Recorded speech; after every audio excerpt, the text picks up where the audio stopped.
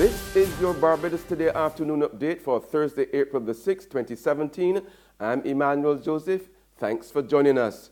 The dust has settled on contentious internal elections in the National Union of Public Workers, and re-elected President Akani McDowell says his executive has one priority: a pay hike for public servants.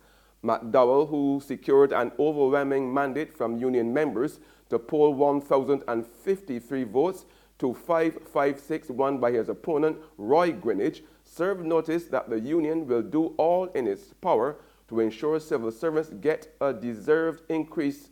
Now, earlier this week, McDowell and senior government officials held cordial talks on the matter.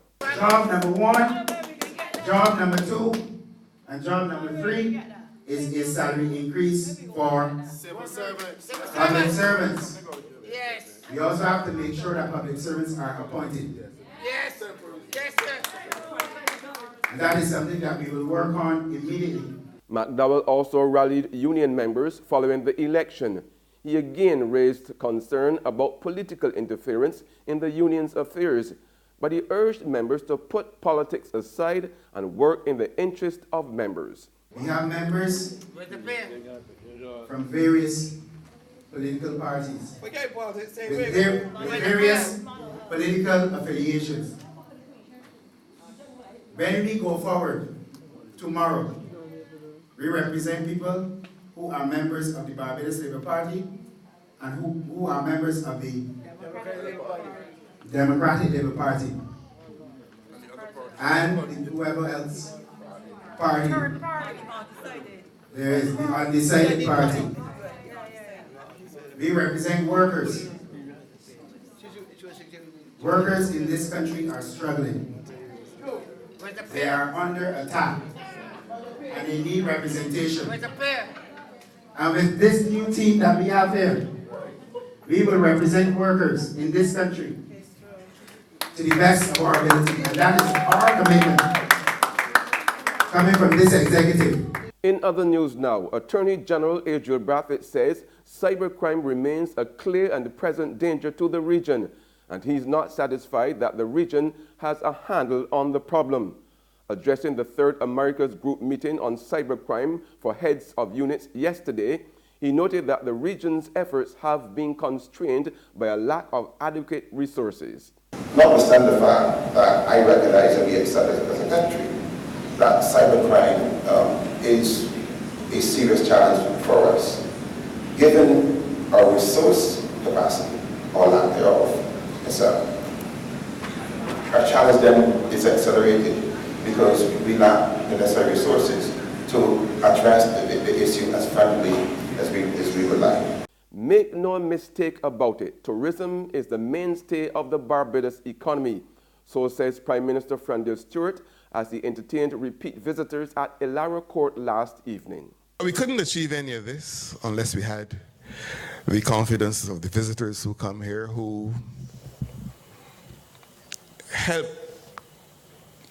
to build our tourism industry. Tourism is our lead sector in the Barbados economy, and every time we have a new visitor, that strengthens the economic infrastructure of Barbados, and that is why you visitors from wherever you have come, whether from the North Atlantic, wherever in the North Atlantic you've come from, or from here in the Caribbean, you are important to us because tourism is our business, and you have helped to make it all possible. There's regional and international news after this short break. Who call and get your yams and potatoes? Wait, my girl, how you want to see for long? I got how you keeping, but you don't sell the nation paper no more. But that paper ain't selling. This months now I stop selling that. Look, one time I would have make a little dollar on the Sun. But when Sunday night, I still trying to get the weather there. Well, you know you can't call that the Sun no more. You're going to call that Sunset News.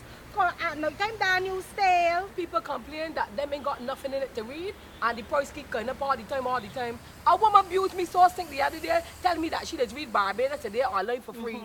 I couldn't take that abusing soul, so I switched to my potatoes and yams. Well, let me tell you, if pork selling, you got to raise pigs. How much for the yam? Oh, 75 cents a pound. But that's cheaper than that stale news. Give me How much you want? a pound.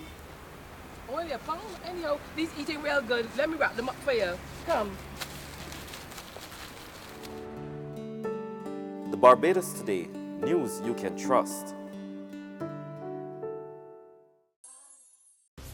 To the region now, the United States Immigration and Customs Enforcement Agency says it has arrested a number of Caribbean nationals in a 3-day immigration sweep. ICE, as it's called, said that the unidentified Caribbean nationals were among 31 foreigners arrested during an operation targeting at-large criminal aliens, illegal re-entrants, and immigration fugitives. The authorities revealed that the group included 2 Trinidad and Tobago nationals, 2 from Haiti, and a Guyanese national. I say the immigrants will be deported either after serving jail sentences or after a hearing before an immigration judge. On the international scene, surprise developments on the political scene in Washington. House Intelligence Chairman Devin Nunes today announced that he was temporarily stepping aside from leading the investigation into Russia's meddling in the 2016 elections.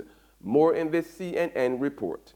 Devin Nunes had been saying for some time that he's not going to step aside, despite those calls from Democrats for him to step aside, recuse himself from the Russia probe. They believed he had been too cozy with the White House, something that he and his allies have rejected. But in a statement that he just released, he says this. He said, several activist groups have filed accusations against me with the Office of Congressional Ethics.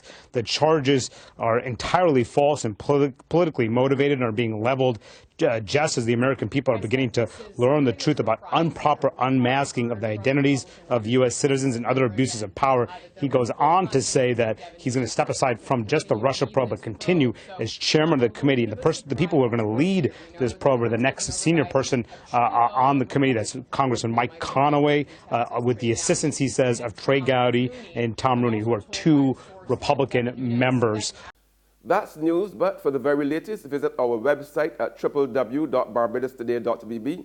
You can also subscribe to our e-paper email updates and like us on Facebook.